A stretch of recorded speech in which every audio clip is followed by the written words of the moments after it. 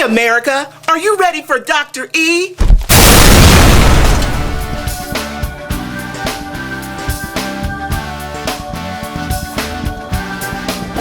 Part of taking this class was to help you to grow in your confidence and grow in your comfort with other people. So do you feel like it's helped you to face some of your fears or apprehensions or anything about life and look at those in the face?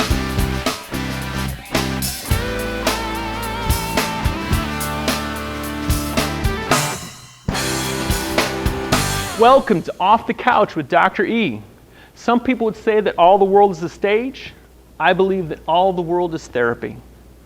Through this series, I want to take you on a journey to the inside world from looking at the world outside, to see how every day we're doing things in our lives that we can learn from, and that other people are doing things that can reflect back to us. Through this journey, we'll be doing things like comedy.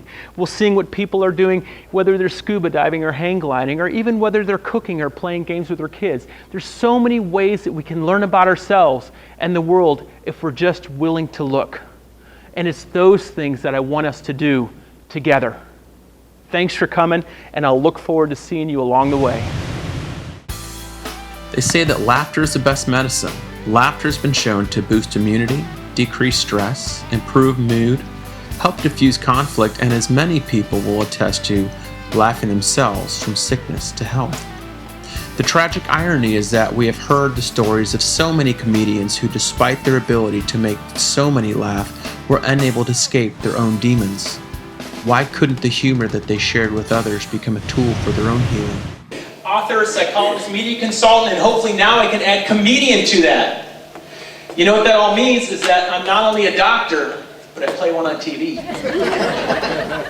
So I have been on Fox numerous times, not on Cops yet. I have been on CNN numerous times.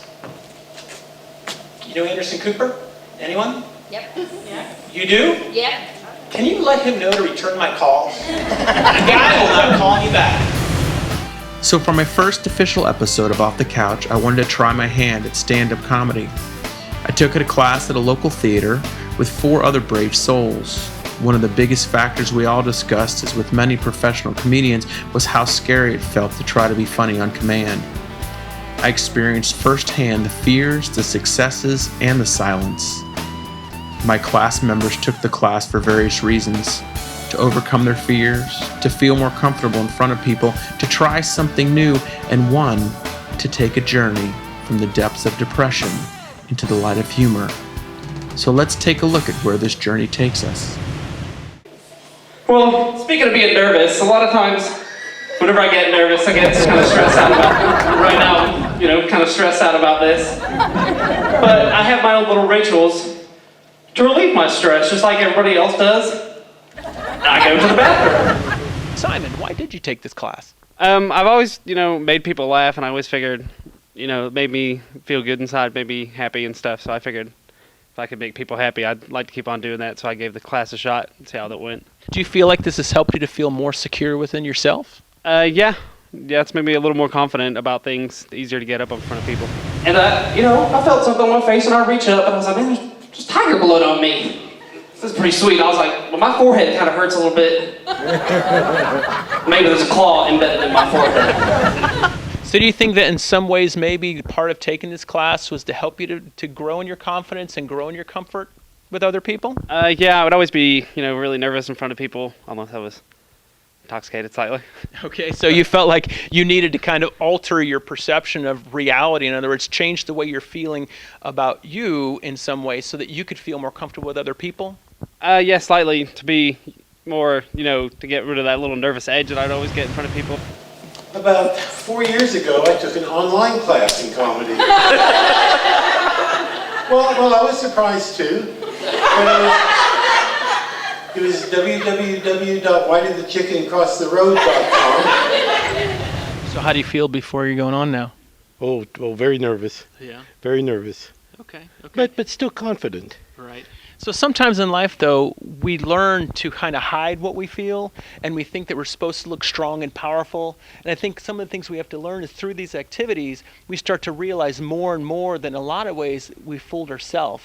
And the techniques that we can learn through classes like this are how to really look inside ourselves and make the most out of difficult situations. So do you think that's possibly maybe you're experiencing by feeling the nervousness underneath? Well, yes, and then I liked what you said about being able to acknowledge that too, and not feel that I have to put up a false front. Exactly, because I think we're here to learn to honor ourselves, not hide our true selves. And that's what I think a lot of the people really seem to get from this class, is in watching them evolve and grow throughout the process, including myself.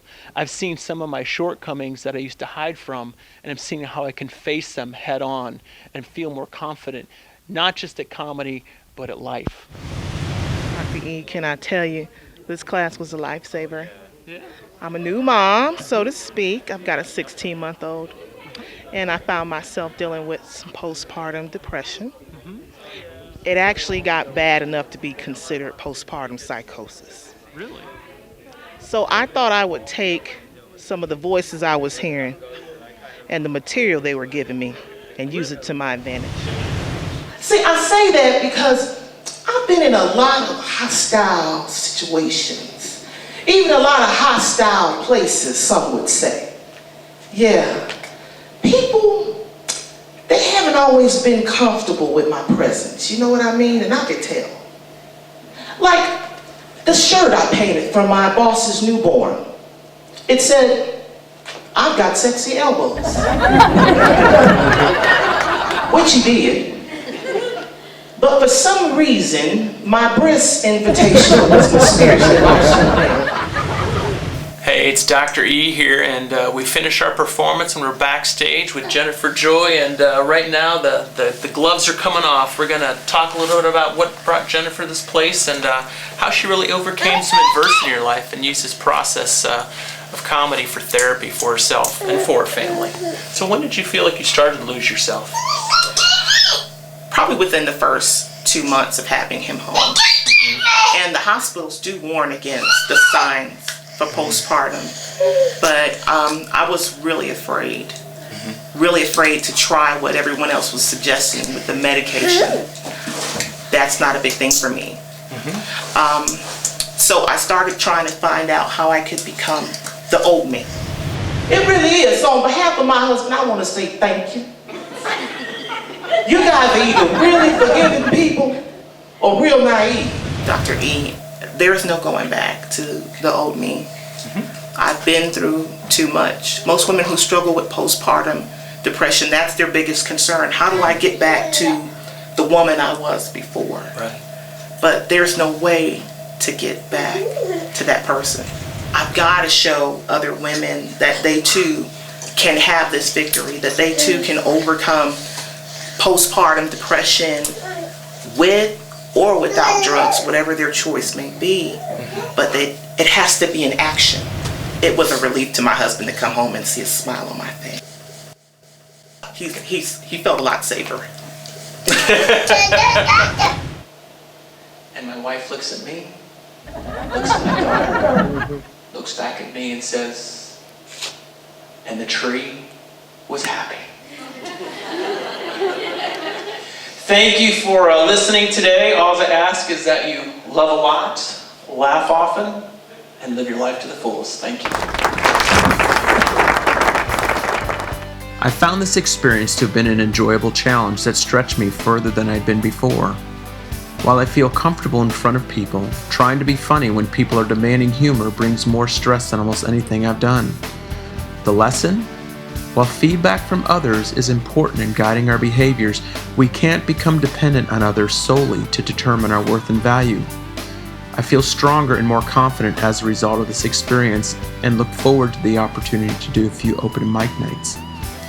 I challenge you all to step off your couches and try something new. We spend so much of our lives living in our comfort zones. How often do we step out of them? I honor and appreciate the members of my class who all stepped out on a limb, and I grew within myself as they did within themselves. And I especially thank Jennifer Joy for her courage to share her story of triumph.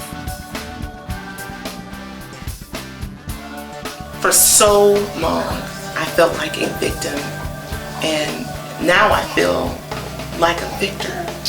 I overcame. I won. I fought the good fight.